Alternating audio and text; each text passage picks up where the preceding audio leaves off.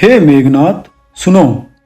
मनुष्य का घर केवल रहने की जगह नहीं होता, वह एक पवित्र स्थान होता है जहां हर दीवार, हर दीपक, हर आहट अपने परिवार की ऊर्जा से जुड़ी होती है। घर की ये ऊर्जा हमारी सोच, हमारे कर्म और हमारे भावों से निर्मित होती है।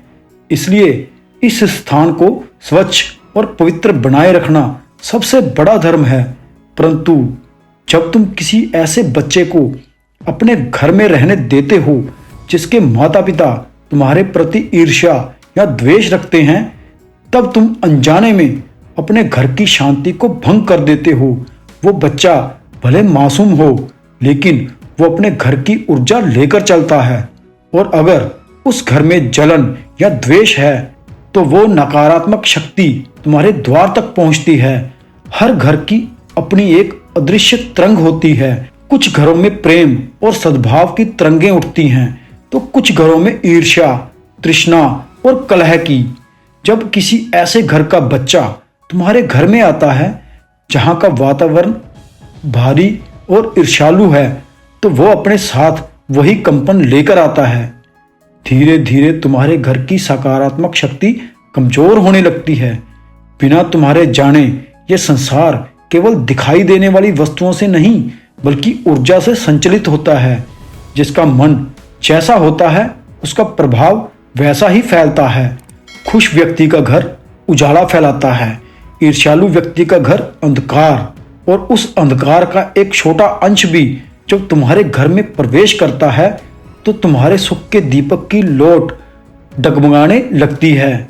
मैंने ये सत्य अपने जीवन में बार बार देखा है।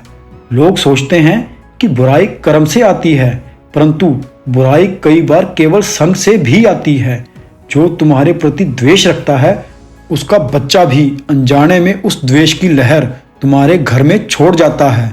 वो खेलते खेलते, हंसते हंसते तुम्हारे घर की ऊर्जा को बदल देता है, और फिर एक दिन तुम सोचते रह जाते हो, अचानक इतनी अशांति क्यों आने लगी, इतना भार क्यों महसूस होता है।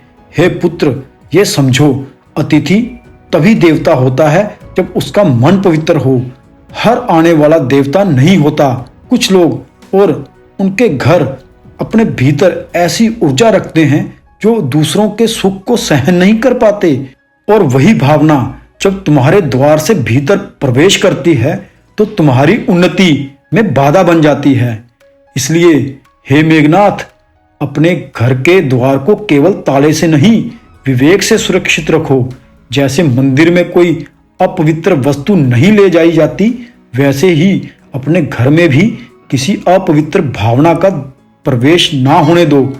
पड़ोसी का बच्चा यदि ऐसे घर से आता है जहां तुम्हारे सुख से लोगों को जलन है, तो उसका कदम तुम्हारे द्वार के भीतर दुर्भाग्य लेकर आएगा।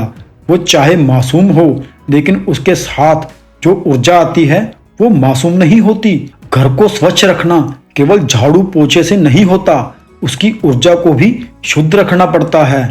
अगर तुम अपने घर में बार बार ऐसे लोगों या उनके बच्चों को आने दोगे जिनके मन में ईर्ष्या है, तो धीरे धीरे तुम्हारे घर की आभा मध्यम पड़ जाएगी। जहां पहले हंसी थी वहां कलह आ जाएगी, जहां पहले समृद्धि थी वहां चिंताएं पनपने लगेंगी, जहां पहले शुभ संकेत मिलते थे वहां अपशगुन शुरू हो जाएंगे। राज्य की रक्षा तलवार करती है, परंतु घर की रक्षा विवेक करता है। राजा के महल की दीवारें सोने की हों या पत्थर की, यदि उनमें नकारात्मक प्रवेश कर जाए तो सुख टिक नहीं सकता। तुम्हें यह समझना होगा कि अपने घर में किसे लाना है और किसे नहीं। हर मुस्कान सच्ची नहीं होती। कुछ लोग मुस्कुराते हैं पर मन में जलन भरी होती है, और उनके घर का बच्चा वही भाव लेकर चलता है।